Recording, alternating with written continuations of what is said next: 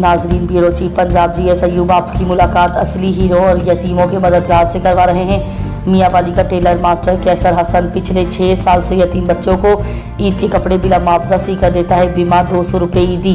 बाप का death certificate बेफाम देखने के बाद नाम अपने पास रजिस्टर्ड कर लेता है ताकि बच्चे इससे 18 साल की उम्र तक ईद का जोड़ा मुफ्त सिलवा सके। इस इंसान की फितरत का ये पहलू काबिल तारीफ है। हर शख्स अपने अपने घरों इलाकों में रहते हुए भी अपने अपने दायरा इख्तियार में नेकियों को समेट सकता है।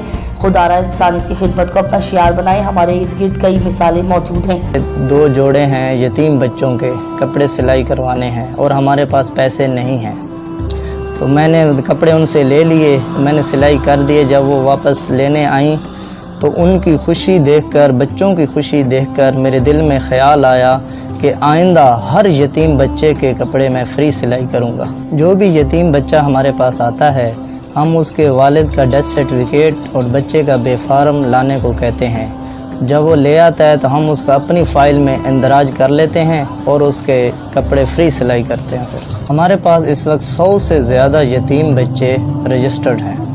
हम 1 साल से लेकर 18 साल तक की उम्र तक यतीम बच्चों के कपड़े फ्री सिलाई करते हैं।